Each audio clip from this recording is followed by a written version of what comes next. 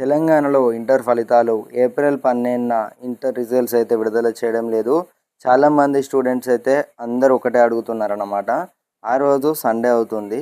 So, inter results మరి 12 అని ఎలా చెప్తున్నారని అయితే ఇట్లా అడుగుతున్నారన్నమాట. సో, 12 ఏప్రిల్‌న చూసుకున్నట్టయితే ఇక్కడ మనకు ప్రభుత్వం సైడ్ నుంచి కానివ్వచ్చు, ఇక్కడ సీఎం రేవంత్ రెడ్డి గారు కూడా అనౌన్స్ చేయాల్సి ఉంటుందన్నమాట.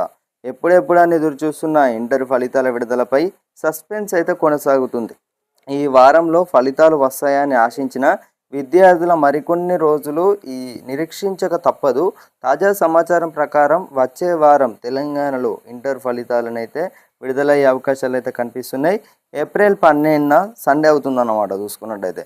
సో, ఇప్పుడు నేను మీకు చూపిస్తాను. ఇప్పుడు నేను మీకు మరి ఈ యొక్క రిజల్ట్స్ అనేవి ఎప్పట్లో విడుదల చేస్తున్నారంటే ఏప్రిల్ 15వ తేదీలోపైతే ఈ మధ్యలో ఫలితాలను వెల్లడించేందుకైతే ఇంటర్ బోర్డు అధికారులు అన్ని ఏర్పాట్లయితే సిద్ధం చేశారు.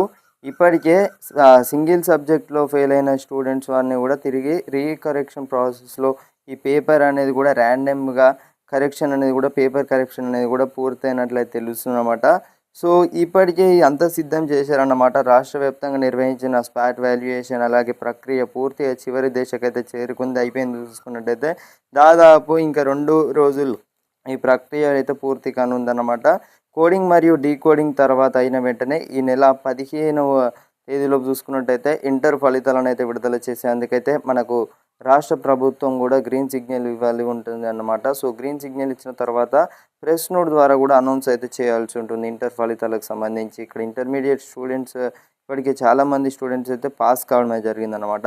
సో, ఇక్కడ పాస్ పర్సంటేజ్ ఉండాలి కాబట్టి సింగిల్ సబ్జెక్ట్లో ఫెయిల్ అయిన స్టూడెంట్స్ వారి యొక్క పేపర్ అనేది కూడా ఆన్సర్ షీట్ని కూడా పరిశీలించి దాదాపు ఫెయిల్ అయిన స్టూడెంట్స్ అందరినీ కూడా తిరిగి మళ్ళీ రీకరెక్షన్ ప్రాసెస్లో కూడా మనకు ర్యాండమ్గా పేపర్ కరెక్షన్ అనేది కూడా చేయడమే జరిగిందనమాట. సో, విద్యార్థుల భవిష్యత్తు దృష్టిలో ఉంచుకొని బోర్డు తీసుకున్న ఈ నిర్ణయంపై సర్వత్ర ప్రశంసలు అయితే వ్యక్తం అవుతున్నాయి.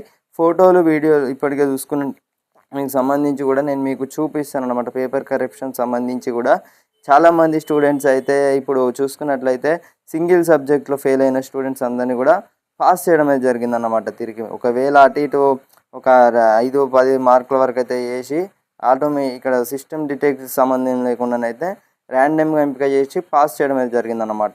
ఫలితాల విషయంలో ఇంటర్ బోర్డు అత్యంత అప్రమత్తంగా వివరిస్తుంది. ఎలాంటి సాంకేతిక లోపాలు లేదా మార్కు లెక్కింపులో తప్పులు దొరకకుండా డబుల్ చెక్ పద్ధతిని అయితే అనుసరిస్తున్నారు. అయినా ఇప్పటికీ ఒకసారి వాల్యుయేషన్ పూర్తయినప్పటికీ అత్యున్నత ప్రమాణాల కోసం అయితే ఫలితాలను పరిశీలిస్తున్నట్లయితే సమాచారం అన్నమాట. సో, ముఖ్యంగా కేవలం ఒకే ఒక్క పేపర్లో అంటే ఒకే ఒక్క సబ్జెక్ట్లో ఫెయిల్ అయిన విద్యార్థుల విషయంలో అధికారులు ప్రత్యేక శ్రద్ధ కనబరుస్తున్నారు.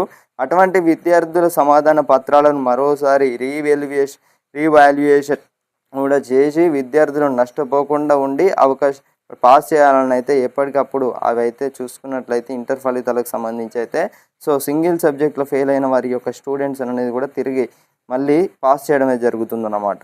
సో, పాస్ పర్సంటేజ్ ఎక్కువ ఉండాలి కదా. సో, ఇదన్నమాట ఇన్ఫర్మేషన్. ఇలాంటి వీడియోస్ కోసం మన ఛానల్ని తప్పకుండా సబ్స్క్రైబ్ అయితే చేసుకోండి. Thank you guys, thanks for watching.